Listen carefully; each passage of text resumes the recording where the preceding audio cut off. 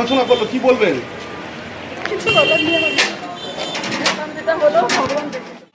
এই খবরটি নিবেদন করছেন মঞ্জেরিজ, ঠিকানা ফুলিয়া ট্রেকার স্ট্যান্ডের ঠিক বিপরীতে।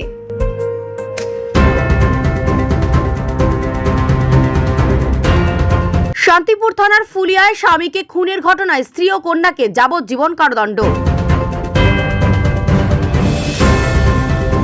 2015 সালের এক ব্যক্তিকে খুনের মামলায় শনিবার মৃত ব্যক্তির স্ত্রী ও কন্যাকে দোষী সাব্যস্ত করে সাজা ঘোষণা করল রানাঘাট আদালত।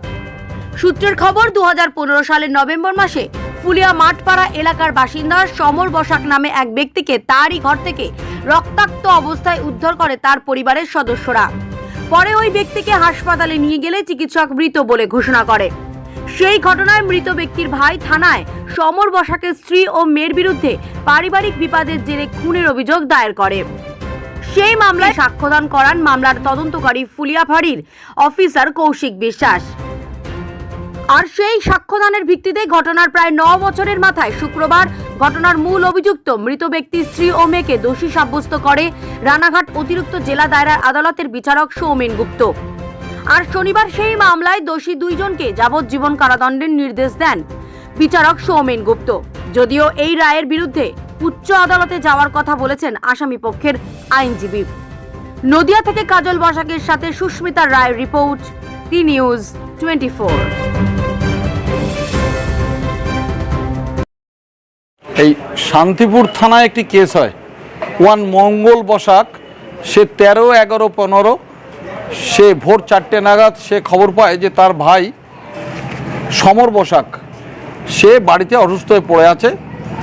তখন বিভিন্ন লোক মারফত খবর পেয়ে সে বাড়ি যায়। বাড়ি গিয়ে দেখে তার ভাই বিছানার উপরে পড়ে আছে, প্রচুর রক্ত বেরোচ্ছে মাথা থেকে এবং তার গলায় তার ফাঁস লাগানো দাগ আছে। ভাইয়ের মৃতদেহের পাশে তার স্ত্রী কল্পনা বসাক এবং তার মেয়ে সুপ্রিয়া বসাক দুজনই দাঁড়িয়ে আছে। তাদের মধ্যে কোনো শোক তাপ বা তার বাবা বা একজনের স্বামী মারা গেছে তাদের মধ্যে এরকম কোনো ভাব সে দেখেনি। তারপরে সে থানায় এসে একটা কেস করে। এই কেসটা করে শান্তিপুর থানায় যে কেসটা হয় সেই কেসটার নাম্বার হচ্ছে 366 dated 13/1/2015 under section 302 IPC. Police তদন্ত করে অত্যন্ত তৎপরতার সঙ্গে পুলিশ এদের দুজনকে অ্যারেস্ট করে এবং অ্যারেস্ট করার পরে এই কেসে 13 জন সাক্ষী হয় লার্নেড এডিজে কোর্টে। 13 জন সাক্ষী হয় এবং সাক্ষীরা প্রত্যেকেই তাদের সাক্ষ্যদান করে এবং প্রত্যেক সাক্ষী তারা বলে যে এই কল্পনা বসাক এবং সুপ্রিয়া বসাক এরা বিভিন্ন লোকের সঙ্গে এদের অবৈধ সম্পর্ক ছিল।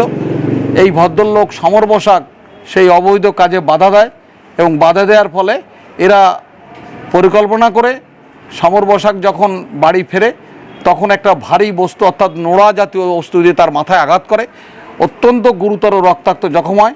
তারপরে তার মৃত্যু সুনিশ্চিত করার জন্য তাকে ফাঁস দিয়ে তাকে মেরে ফেলে।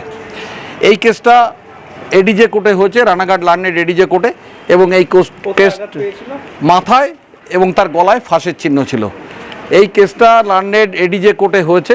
লার্নেড এডিজে কোর্টে কেসটা দীর্ঘদিন হয়েছে এবং প্রত্যেকটা কেসে সাক্ষীরা যা সাক্ষ্য দিয়েছে প্রত্যেকটা সাক্ষী কোরাবারেট করেছে, সাক্ষী প্রমাণিত হয়েছে। পিএম রিপোর্টে ডাক্তারবাবু সাক্ষী দিয়েছে সেটাও প্রমাণিত হয়েছে এবং টোটাল কেস প্রুভ হয়েছে। গতকাল এই কেসের দোষী সাব্যস্ত করেছে লার্নেড এডিজে কোর্ট 2 জনকে এবং 13 জন সাক্ষী সাক্ষ্যদান করেছে এবং আজকে তার সেন্টেন্স ঘোষণা হয়েছে। এই 2 জনকে যাবজ্জীবন কারাদণ্ডে দণ্ডিত করেছে এবং তাদের 50,000 টাকা 20,000 টাকা জরিমানা করেছে, অনাদায় আরও 6 মাস জেল। তাদের লাইফ ইমপ্রিজনমেন্ট দিয়েছেন। এই রায়ে 2 জনকেই এই রায়ে আমরা অত্যন্ত খুশি। যেটা হওয়া উচিত ছিল তাই হয়েছে।